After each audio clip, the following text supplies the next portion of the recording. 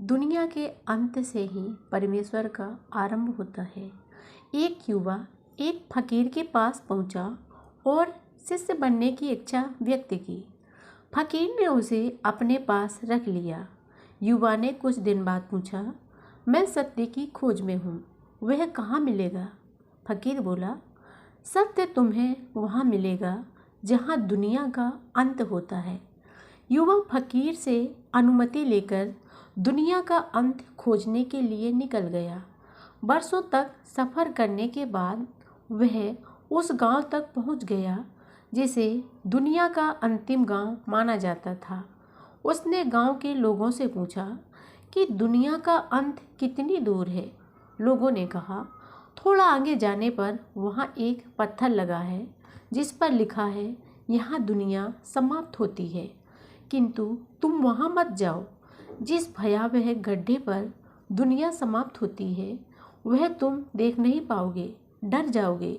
वह बोला, मुझे उस सत्य को पाना है, अतः मैं वहाँ जाऊँगा। जब युवा उस स्थान पर पहुँचा तो वहाँ भयावह शून्य था और गहरे गड्ढे की कोई तलहटी नजर ही नहीं आ रही थी।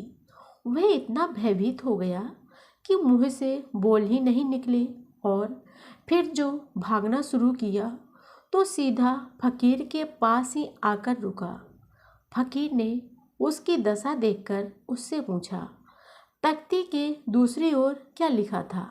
वह बोला, दूसरी ओर तो मैंने देखा ही नहीं, क्योंकि इस तरफ भीषण दृश्य था। मैं डर कर भागा। तब फकीर ने उसे समझाया कि तख्ती के दूसरी ओर लिखा था, यहाँ परमात्मा का आरंभ होता है। दुनिया खत्म होने से अभिप्राय उसके राग रंग समान होने से है। जहाँ हम दुनिया के आकर्षणों से दूर होते हैं वहीं परमात्मा की उपलब्धि हो जाती है, जो परम सत्य है और जिसे तुम पाना चाहते हो। एक बार भगवान बुद्ध किसी नगर के मार्ग पर पैदल जा रहे थे। उसी मार्ग पर द्रोण नामक ब्राह्मण सामने से आ रहा था। अचानक बुद्ध को उसी समय बैठकर ध्यान लगाने की इच्छा हुई। वे सड़क के एक ओर उतरकर एक पेड़ के नीचे पद्मासन लगाकर ध्यान मुद्रा में बैठ गए।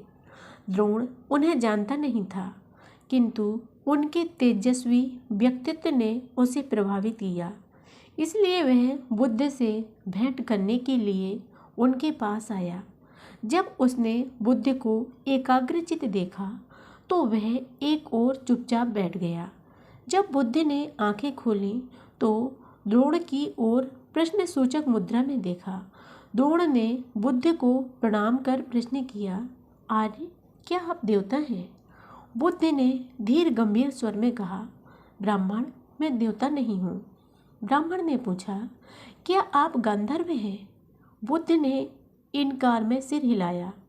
ब्राह्मण ने जिज्ञासा व्यक्त की, फिर आप यक्ष होंगे? बुद्ध ने इस बार भी हाँ नहीं की।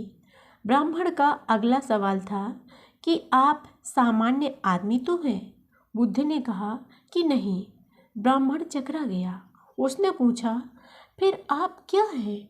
बुद्ध बोले, मैं पहले निश्चित रूप से देवता, गांधर्व, यक्ष या मानव सब कुछ था, क्योंकि तब मैंने अपने मोह का त्याग नहीं किया था।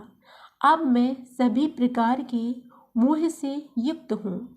जिस प्रकार एक कमल कीचड़ में ही उत्पन्न होता है, उसी में खिलता है, किंतु उससे अलग रहता है, उसी प्रकार मैं भी इस संसार में पैदा हुआ, इसी में बड़ा हुआ, किंतु अब इस संसार को जीतकर इसे असंपृक्त हो गया हूँ।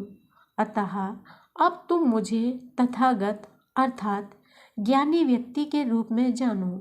निहितार्थ यह है कि ज्ञान मोह से मुक्ति का सर्वश्रेष्ठ मार्ग है और यह आत्मिक शांति का उत्तम साधन है।